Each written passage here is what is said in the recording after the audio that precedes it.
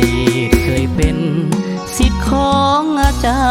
รย์เจ้านั้นเฮียนอยู่บ่นานมสองก็ต้องลาเฮียนโดยการศึกษาแต่ว่าขยันหมั่นเพียรทำมาค้าขายแลกเปลี่ยนบริการหับใส่สังคมเจ้าออกจากเฮียนแล้วได้แต่งงา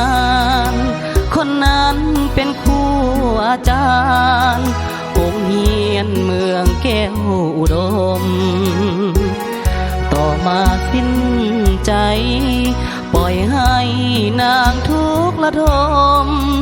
เห็นใจสุดเหลือจะคมเจ้าต้องมางมเลี้ยงลูกเดียวได้บ้านพ้นสวัสดิ์ตลาดหารเจ้าตั้งอยู่ในน้ำเคยเป็นศิษย์ครูเมื่อหูครูต้องใส่ใจ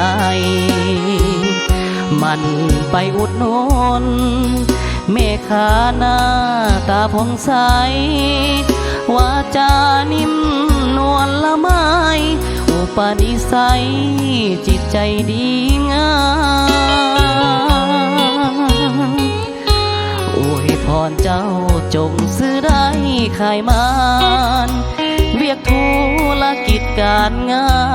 นทุกวันได้เงินได้คำพบคนที่ดีครอบครัวจะมีผู้นำขอให้มีสุขีล้ำคู่นี้ยังจำเคยสอนเจ้ามา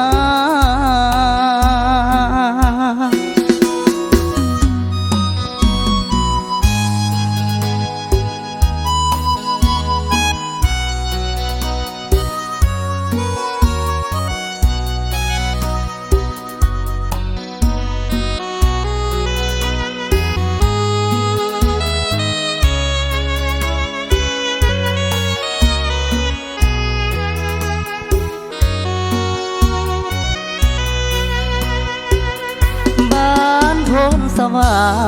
สดิ์ตลาดหารเจ้าตั้งอยู่ในน้ำเคยเป็นศิษย์ครูเมื่อหูครูต้องใส่ใจมันไปอุดหนุนแม่ค้าหน้าตาผ่องใสวาจานิ่มนวลละไมอุปนิสัยจิตใจดีงามอวยพรเจ้าจงซื้อได้ขายมานเวียกธุรกิจการงานทุกวันได้เงินได้ค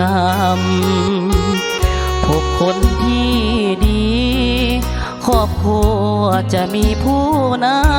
ำขอให้มีสุขีล้ำคู่นี้ยังจำเคยสอนเจ้ามา